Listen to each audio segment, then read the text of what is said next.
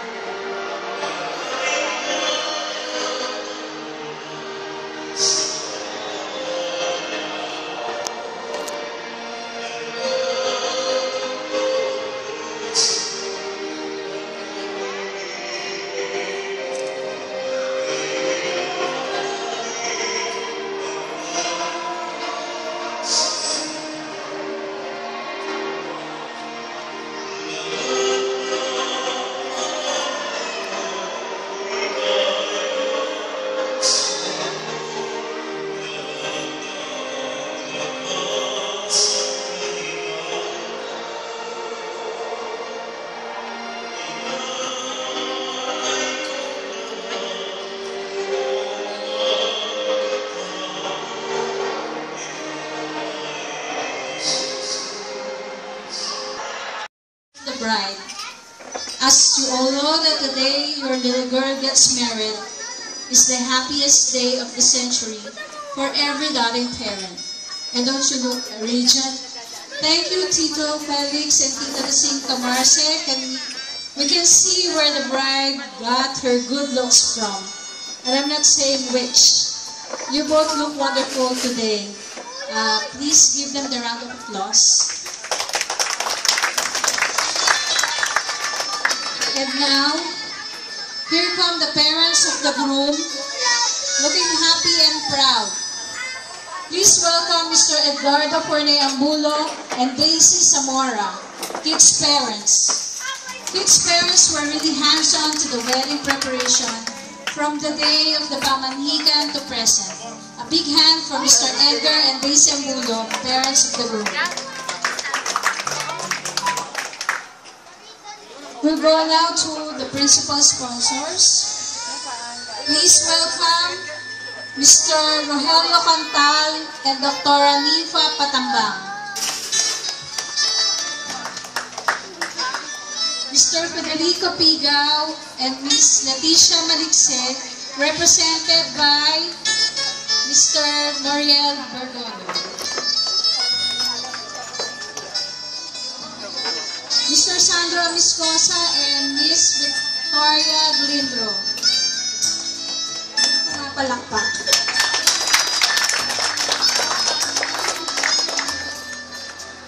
Mr. Marvin Espiritu to be represented by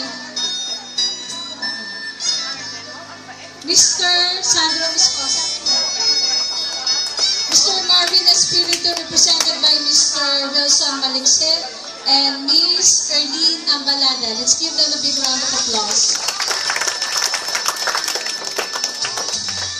Mr. Raimundo Salazar and Ms. Zenaida Ambulo.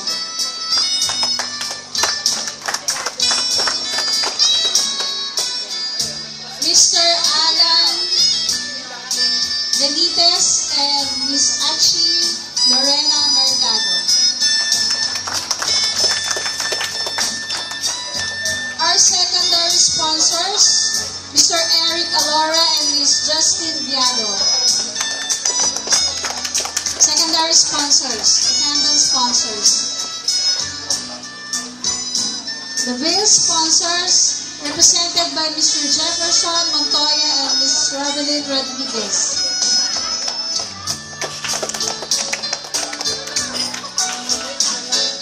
Mr. Andrew Ambulong and Ms. Ivy Abaya, the cord sponsors.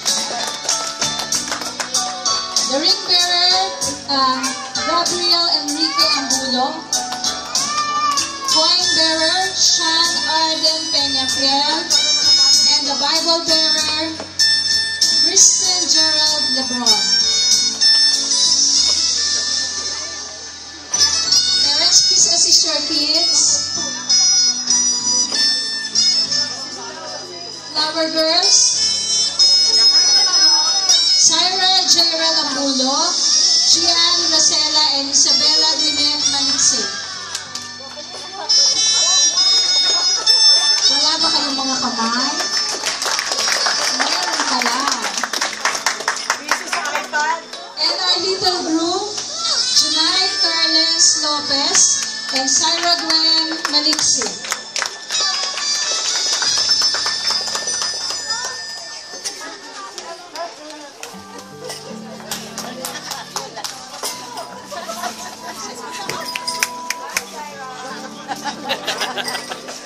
And now come to the maid of honor, Jennifer Tigao.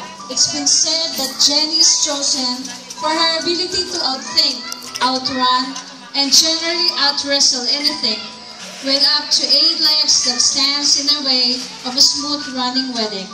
In Jenny's case, she's also the bride's own sister, a tremendous grip on the woman as well. Let's hear it for Jenny. Now come our best man, ladies and gentlemen, Mr. Cesinando Angulo Jr., which is also known as Junjun. The best man isn't just there to pass the ring to the groom. is there to put his body on the line for his best friend, cousin. Greater love hath man, no man.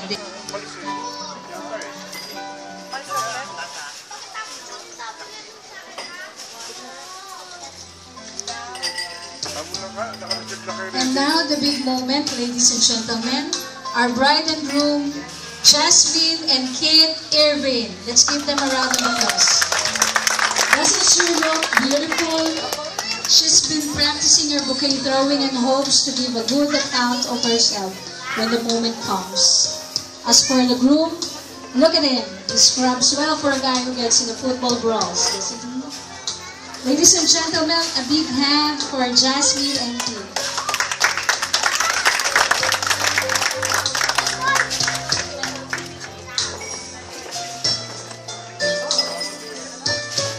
Ladies and gentlemen, please take your seats as we hear a few words and prayer of thanks for God's grace from our host. To represent bride's parents, please welcome her sister, Miss Jennifer Pigal.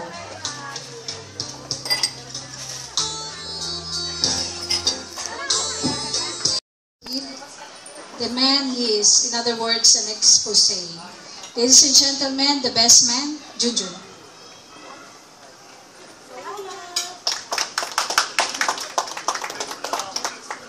For the white horse.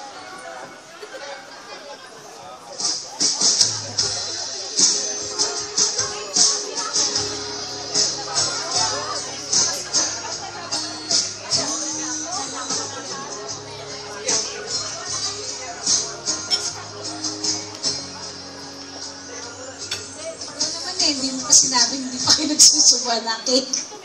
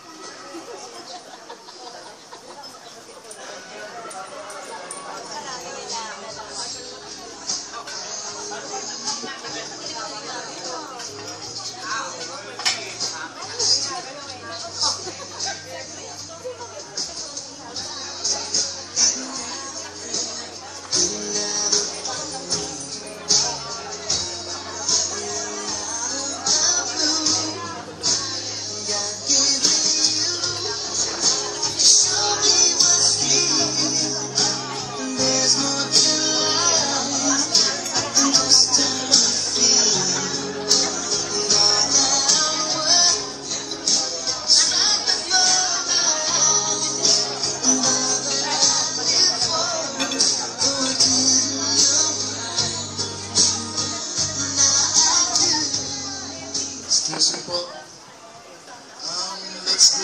Let's raise our glass to the newlyweds. Best wishes. Cheers.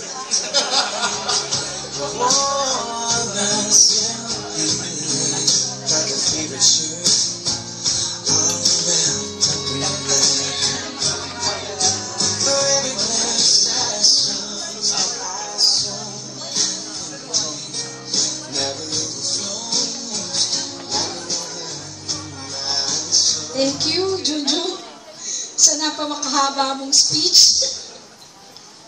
May we call on Justin Viado? Justin and Nina.